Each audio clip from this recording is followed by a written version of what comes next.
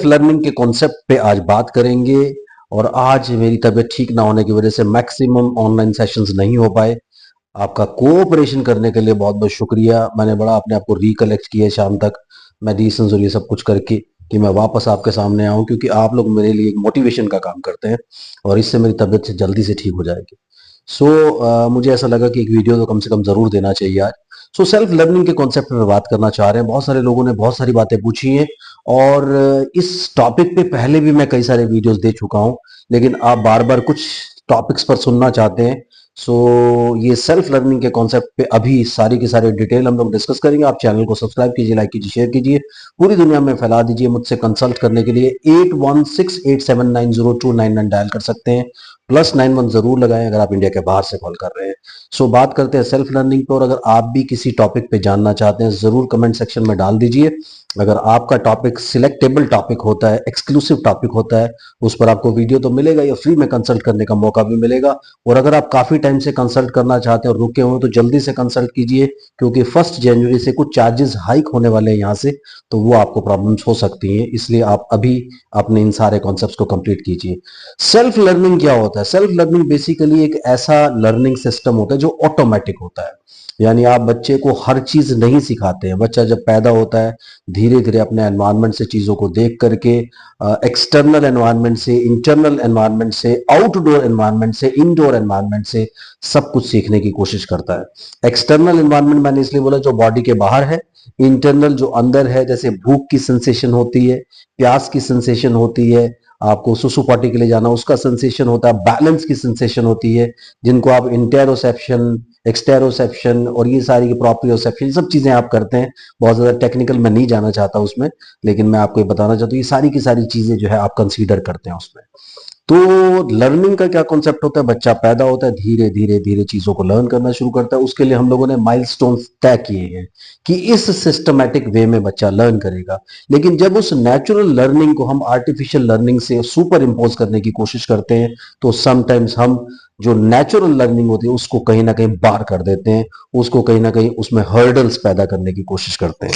इन hurdle से सबसे बड़ी प्रॉब्लम क्या होती है? जो नेचुरल सिस्टम होता है लर्निंग का, वो रुक जाता है। फिजिकल डेवलपमेंट फिर भी एक बार के लिए फिजिकल माइलस्टोन्स, मोटर माइलस्टोन्स बच्चे अचीव कर लेते हैं, जिसमें बच्चे चलना, फिरना, उठना, बैठना, भागना, ये सारे के सारे माइलस्टोन्स आते हैं। ये धीरे धीरे बच्चे अचीव कर लेते हैं। बट यहाँ पर भी कई सारी प्रॉब्लम्स कई बार आती है, क्योंकि अगर वो बैठ करके सिर्फ टीवी और मोबाइल फोन को देखते रहेंगे तो बहुत सारी प्रॉब्लम्स आ जाएंगी और बच्चों को वर्चुअल ऑटिज्म जैसी दिक्कतें, बिहेवियर डिसऑर्डर्स जैसी दिक्कतें, बहुत सारी दिक्कतें उसको आ सकती हैं।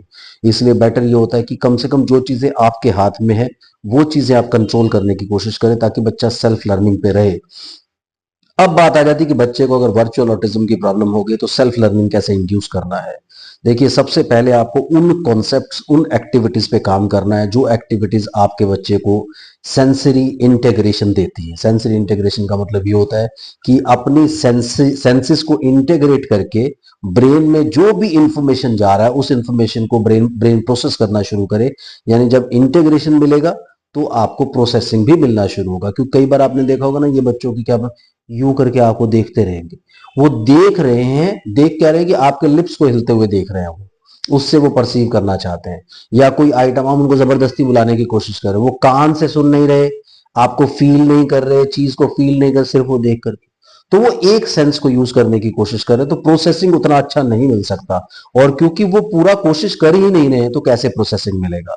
तो सेल्फ लर्निंग का कॉन्सेप्ट तब आता है जब आप बेसिक्स को ठीक करने की कोशिश करते हैं। समटाइम्स आप क्या करते हो, जैसे मैं हमेशा बात करता हूं, किसी बीमारी में हम लोग सिम्टम्स को ठीक करने की कोशिश करते हैं। जैसे कि बच्चे को बुखार है तो बुखार के लिए पैरासीटामोल दे दिया। अब कई बार डॉक्टर क्या करते हैं, उसका टेस्ट करते हैं और पता लगाते हैं कि उसको एक्चुअली बीमारी कौन सी है। उस बीमारी के हिसाब से वो एंटीबायोटिक देते हैं या एंटी प्रोटोजोआ देते हैं या कुछ भी देते हैं, जिससे कि वो उस बीमारी को मैनेज करने की कोशिश करते हैं। तो उसको मैनेज करने से प्रॉब्लम ठीक होती है। इसी तरह से जब आप करते हैं, आप क्या करते हैं, समटाइम्स कहते हैं कि इसको सेंसरी इश्यूज है, ये बाल नहीं कटवाता, टेक्टाइल इश्यूज हैं, इसको ये इश्यूज है, इसको वो इश्यूज है, उन पर्टिकुलर इश्यूज को मैनेज करने की कोशिश करते हैं। तो जब तक आप पर्टिकुलर इश्यूज को मैनेज करने की कोशिश करते रहेंगे, प्रॉब्लम एज अ होल, उसकी जो रूट है उसको मैनेज करने की कोशिश नहीं करेंगे, बच्चा सेल्फ लर्निंग पे कभी नहीं आ सकता। इसलिए बच्चे की सेंसरी इंटीग्रेशन और प्रोसेसिंग को इंप्रूव करने की कोशिश कीजिए, ताकि वो खुद से एनवायरनमेंट को ऑब्जर्व करे, खुद से एनवायरनमेंट के साथ रिलेट करना शुरू करे और खुद से अपनी लर्निंग को आगे बढ़ाए। आप एक चीज सिखाएं, बच्चा 10 चीजें अपने आप से सीखने की कोशिश करे। लेकिन यहां प्रॉब्लम आती है, सेंसरी इश्यूज हैं जी। इसको कौन कौन से सेंसरी इश्यूज है जी?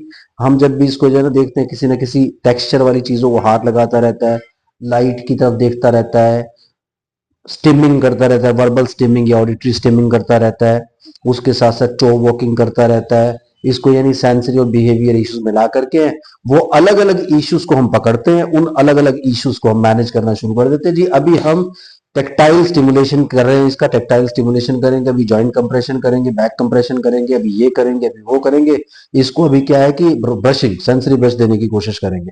तो ये जो सारी की सारी चीजें आती है, you are trying to manage the issues.